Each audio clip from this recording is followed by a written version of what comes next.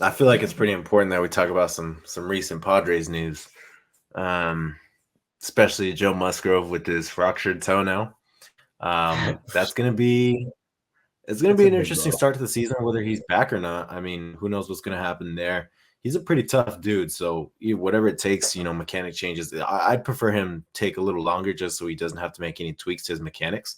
Um, but that's a pretty big thing. You can view it's going to be a bad thing at first, of course, but I'm kind of looking at it as this. All right, a spot just opened up in the rotation. Now we can figure out who's worthy of the depth when Joe Musgrove comes back, who's going to step up in that spot and provide us some quality innings. Nabil Chrismat's starter innings over in Colombia. I think that's something to monitor. Ryan Weathers has been pitching a few innings. Jay Groom had 2 innings as a starter the other day. There's pretty important things developing in that pitching rotation right now. Bob Melvin sounded really he sounded kind of giddy about Julio Teheran. There's important things happening in that pitching rotation that we're gonna have to monitor throughout this whole thing with Joe Musgrove because Devin says a 6-man rotation is still a possibility. I don't think so. I mean, it just depends if you're talking about that Bob Melvin was really excited about Julio Teheran. If Julio Teheran or Cole Hamels or Adrian Morejon or someone like that is looked at like a starter for at least the first 2-3 starts, then he could be the sixth guy, right? Like for the first little bit.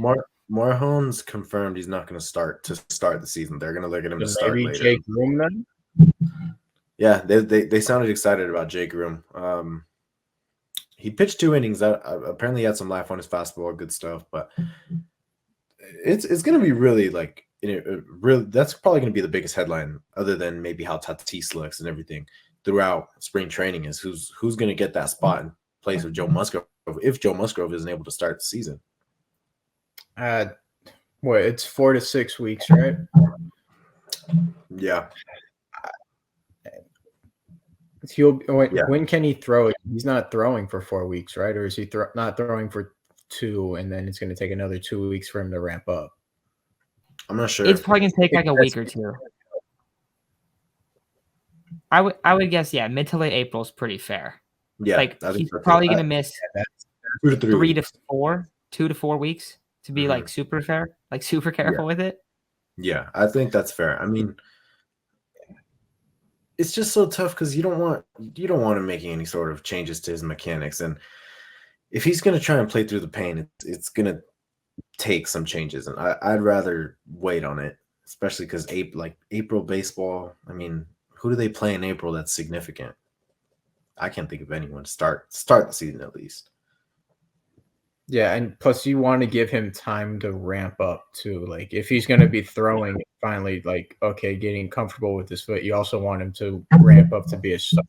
So you need him to be able to go 6 innings at least each start. You don't want him to build off, 4 innings for the first month and a half that he's there, because then you're going into mid-May or maybe possibly June if he's not getting back until the end of April.